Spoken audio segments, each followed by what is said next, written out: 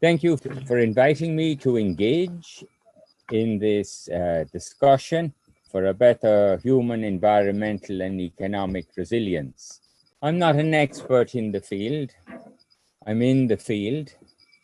I'm here in Mindanao, and we're looking at the drivers of fragility in the food crisis. Obviously, here in Bukidnon, we have some historic events, but they continue with seasonal variabilities, particularly of La Niñas and El Niños. We have the economic shocks. It's 20 years ago when Nestle pulled out, but it affected a generation of farmers. Rubber prices today fluctuate. Falcata documentation is an impossibility. And we're now being promised that bamboo will be the answer. But I think we'll lose on transportation. We don't seem to mention the conflicts that people are caught in, and this is one of the collateral damages that continues in Mindanao. And of course, the various disease contexts that we have. In a recent study where we looked at what actually small farmers get and who the small farmers are, they're getting 5% of the gross revenue for their planting. Small farmers in the uplands grow corn the way you play bingo. That's their sense of economics. If they win, they make it big. And all the traders tell them they're going to win big. Of course, they have to absorb all the risks. They have to absorb the fact that the trader can suddenly down the price because he says, oh, with my technology, I can tell you now the price is decreased. So the technology helps squeeze the life out of the farmer this far away from the center. This is why the farmers have no income. And actually, they were more secure before the corn came in because na talaga yung mga konsumo. Now they have corn sprayed with glyphosate that they eat, they hide and eat like scavengers that poisons them slowly. And their pressure to open up every piece of land because they haven't met all the payback requirements. So there's a huge injustice with the agriculture that has come to the uplands. And then, of course, they're blamed for burning into the forest. And that's where we see another level of technology put to the use, that only suppresses farmers all the more. Mindanao used to be a land of promise. We're not seeing that promise fulfilled today.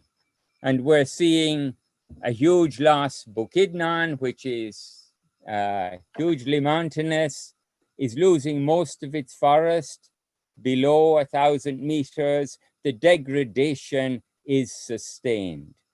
The soil degradation, nobody speaks of that, but soil today in corporate agriculture is used as a medium to hold a plant.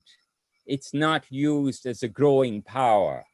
Everything is put in from NPK to all of the chemicals and the poisons that come out in the water. At what stage glyphosate will become a carcinogenic problem in the Philippines will be told by future generations. We are not tackling corporate transparency in the matter. There are grave gaps in the agriculture we're running at the moment. We've been trying to work with the youth, and we've been working with FAO on this for many years, actually. Trying to see how we can work together. basically sustaining livelihoods and landscape. And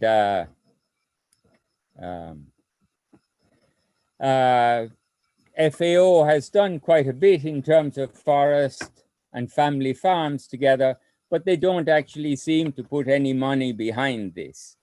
It's become more a window dressing that can be pulled out at times than actually a major strategy. We've had some very good figures already, so thank you. I will not repeat some of them. But this is just to say what the cumulative economic output of smallholders is. It's quite significant when we look at it. We're getting about 100.5 globally, yeah, in terms of the smallholder sectors, including the timber, the wood production, non-wood forest products, energy, fuel, wood, charcoal is there as well, and agriculture.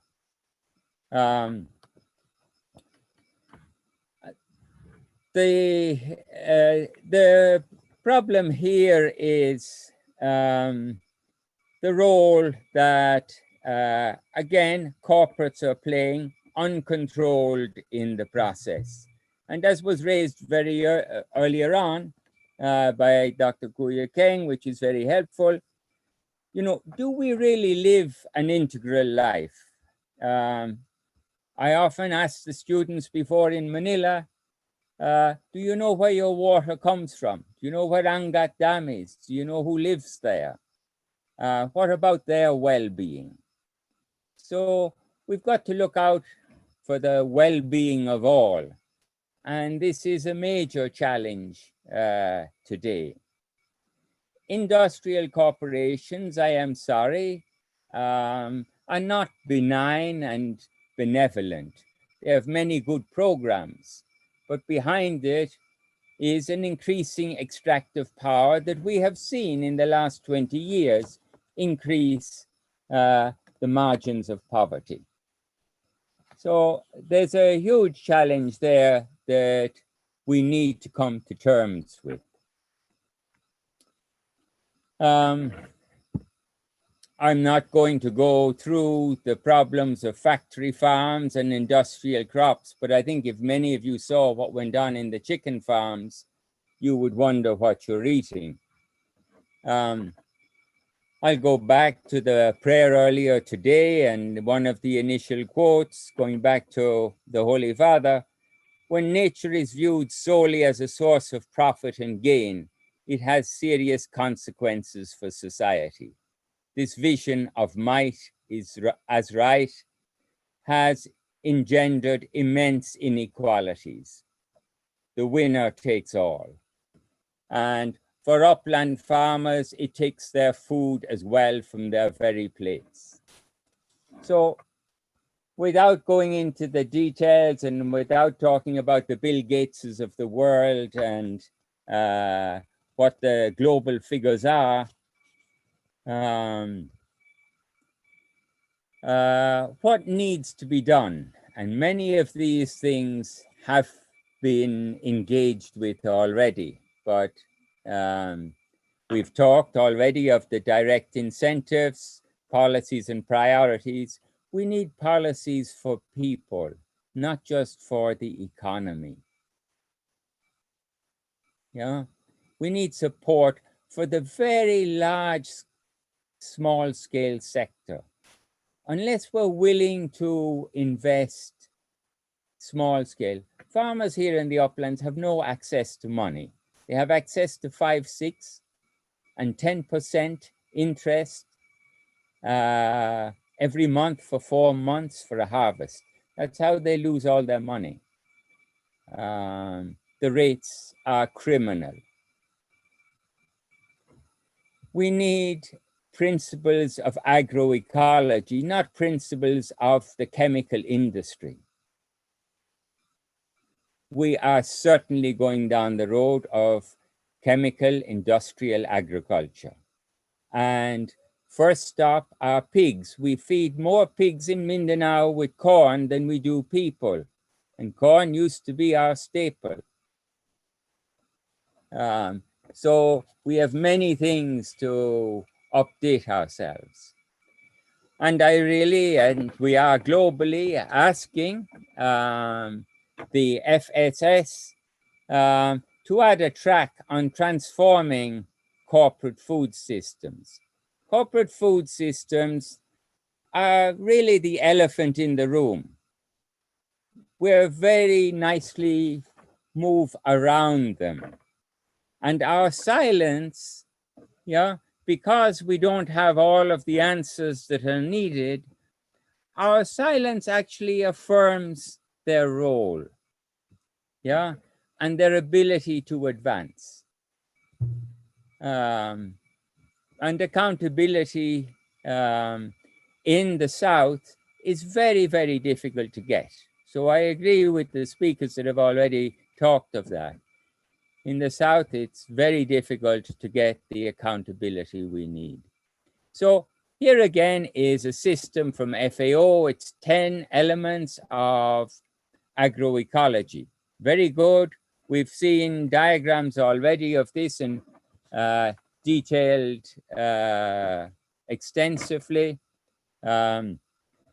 This was used in a further discussion with a global group that I engage with in terms of agroecology and what the principles of agroecology are in terms of scientific research approach to agro ecosystems, food ecosystems, with principles of enhancing resilience from the bottom up. It's also a socio-political movement. Yeah, it's changing urban areas. I remember in Cagayan de Oro many years ago, people started with communal gardens there. It's very important that we have these examples so that the youth can engage and take up the challenges, because this is the challenge of the youth. Radical Partnerships was one of the titles in my section there. It really is the food, water, energy nexus. You know, indigenous people know best the water sources in the mountains.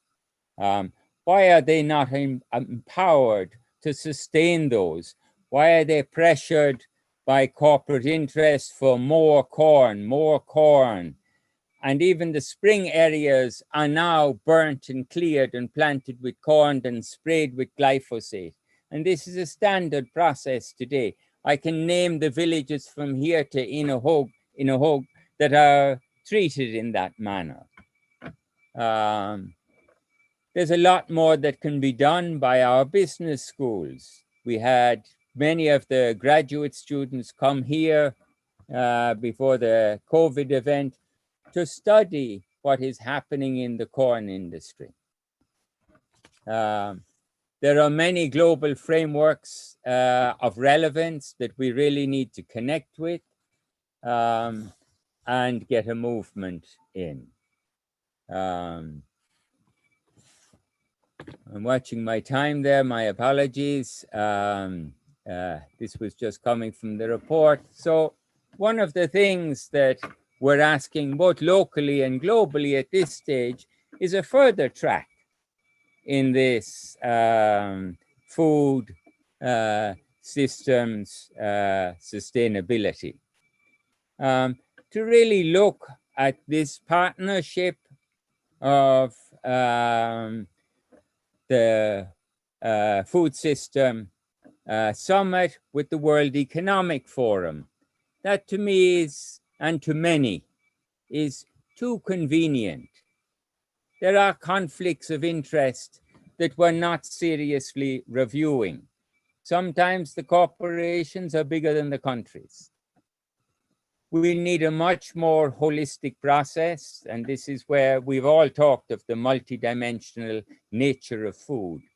So we need to tackle this seriously and address the expansionist nature of corporate agriculture. I'm sure it does help increase the economy, it also helps increase the poverty and the malnutrition. And I can say that from a reality of Bukidnon.